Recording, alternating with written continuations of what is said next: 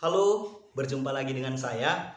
Nah, di video kali ini saya akan menjelaskan mengenai berikut pengelolaan lahan rawa dan berikut lampirannya. Untuk itu, mari ikuti video berikut ini. Cus, berangkat!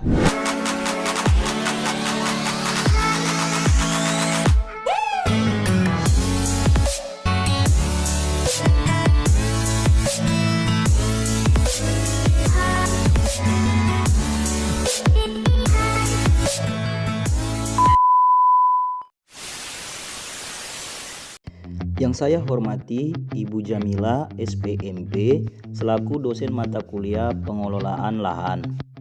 Adapun jurnal yang saya review yaitu pengembangan inovasi pertanian di lahan rawa pasang surut mendukung kedaulatan pangan pada jurnal pengembangan inovasi pertanian volume 7. Potensi dan penyebaran lahan rawa di Indonesia.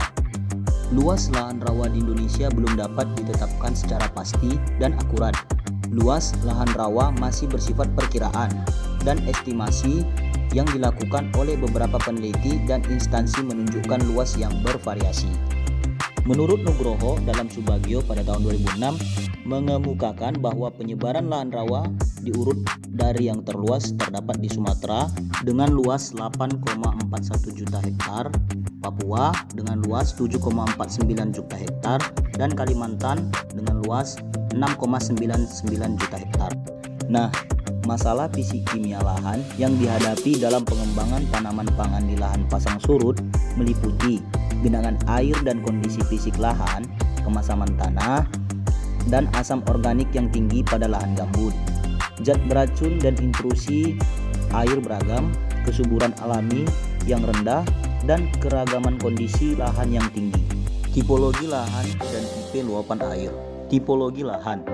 Lahan pasang surut dikelompokkan menjadi 4 tipologi utama menurut jenis dan tingkat masalah fisiko-kimia tanahnya, yaitu yang pertama, lahan potensial, yang kedua, lahan sulfat masam, yang ketiga, lahan gambut, dan yang terakhir, lahan salin. Tipe luapan air.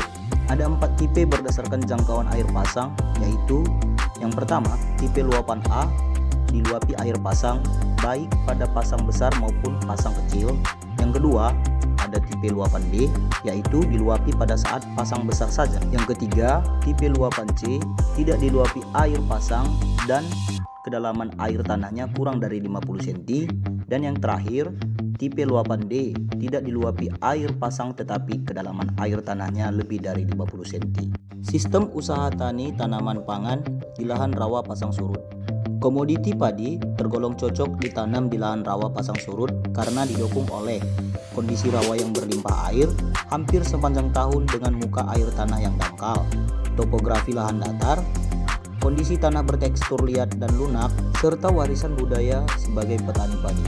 Introduksi varietas unggul padi lahan rawa pasang surut sudah dilakukan cukup lama dan beberapa varietas unggul telah beradaptasi dan diminati oleh petani seperti IR42, IR64, IR66, Cisokan, Cisadane, Cisagarung, dan Widas. Inovasi teknologi pengelolaan lahan rawa pasang surut.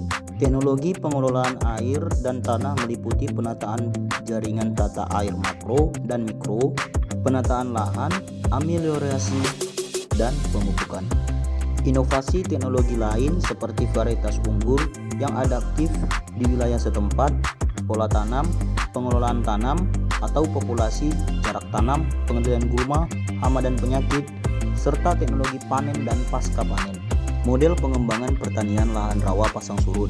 Rekomendasi inovasi teknologi untuk meningkatkan produksi padi di lahan rawa pasang surut meliputi penggunaan alsintan, penataan atau perbaikan tata air mikro, varietas unggul, ameliorasi, pemupukan berimbang dan tepat waktu, peningkatan indeks pertanaman padi menjadi 200, dan pengembangan sistem integrasi tanaman ternak.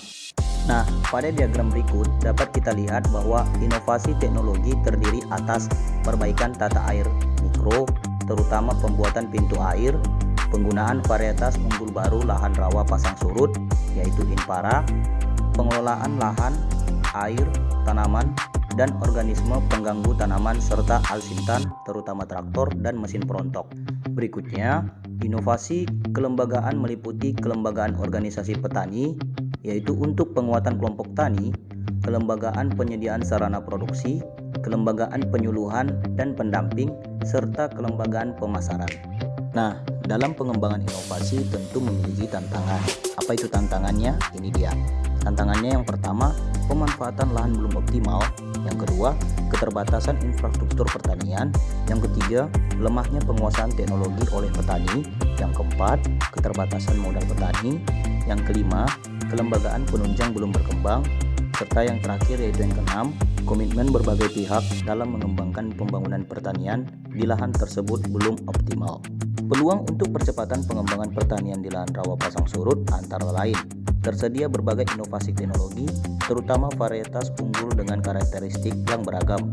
Yang kedua, cukup tinggi motivasi petani dalam membangun dan mengembangkan pertanian di lahan rawa pasang surut.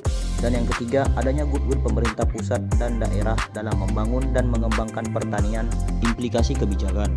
Diharapkan pemerintah perlu lebih meningkatkan goodwill dalam upaya percepatan pembangunan pertanian, khususnya tanaman pangan di lahan rawa pasang surut.